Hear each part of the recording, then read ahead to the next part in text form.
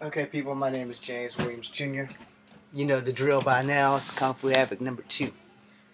Okay, so this thing came across Top Buzz, and I deleted my 3 videos about mixed people because as constant as they were for me, they probably weren't really agreeable to the audience in which I'm trying to reach.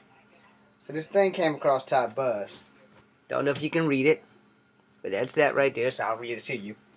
Please forgive me, I suck at reading out loud.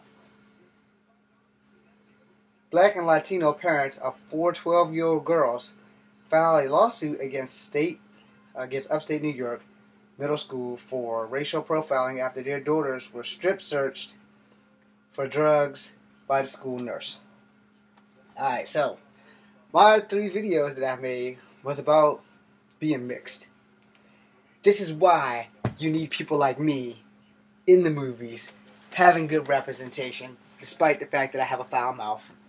But you know, because I have also been mistaken for Latino, although I'm not. And if you are Latino, which, like, if you are Hispanic or of Mexican descent, biologically, your ass is Asian because they are also of Native American descent. Alright, so let's get down to it. I made 3 videos about being mixed, being bullied, and I got off track a few times, got on the Avenger thing, and not being represented, and all the other things from a video that I watched on YouTube. But what I just read you was a prime example of representation not being fulfilled, not going wrong. They were black and Latino children, 4 of them, and female. So you know this is going to outrage a lot of people when it actually hits mainstream media. But the whole thing was, without proper representation, without people knowing that these people are also normal people, like when you see a black person or a white person in the film, you know, that have a normal life or a decent job or whatever, and they don't go into the children and the culture and stuff like that. And this is why I initially started off making those videos.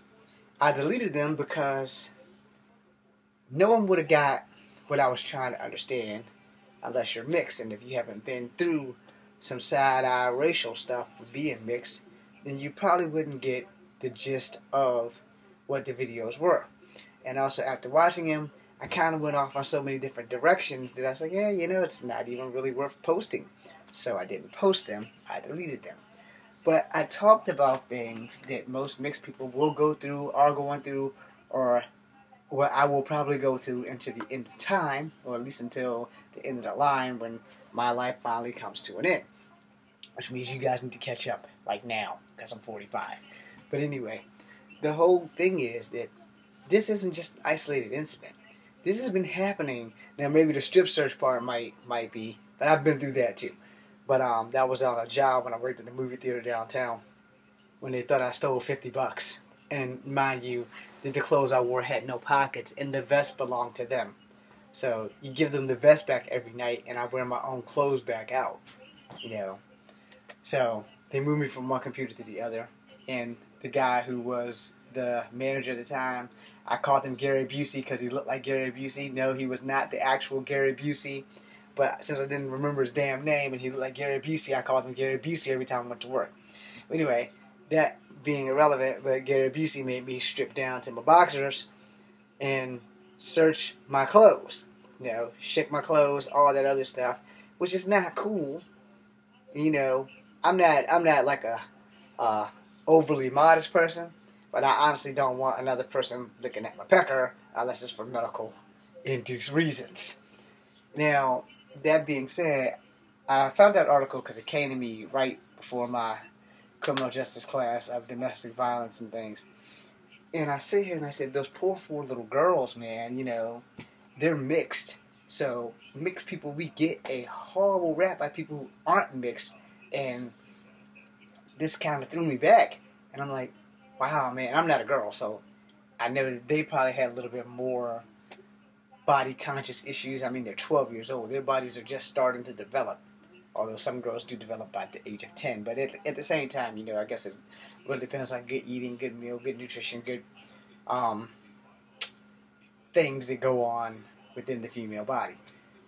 And I'm sitting there and I read that article and I'm like, damn, I guess it's a good thing that I hadn't posted my video on mixed people yet. So this is my new video on mixed people. In my video, I touched on how my black friends didn't want me because I wasn't a full nigger, and my white friends didn't want me because I wasn't fully white. And back in those days, the words nigger and honky was thrown around, and racial derivatives were everywhere. And then as I got older and we found out I was Native American also, so I also became a chief, and I hated being called chief more than I hated being called a nigger or anything else. And I've never been called a honky, but have been called a half-breed on multiple occasions.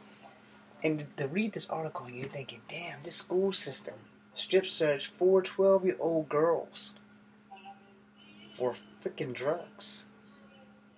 And you're damn right their parents had every right to be mad. You know, I would have been mad.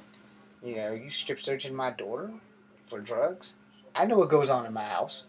I don't do drugs. My daughter shouldn't be doing drugs. And if they are doing drugs, it better not get back to me. Because I believe in belts. All-heartedly. Yeah.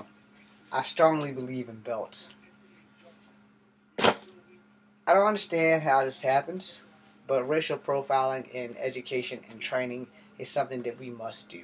I'm going to end the video there because it's my father's birthday and I want to do a tribute to him before I go to bed. So thanks, because in like about an hour, his birthday will be over.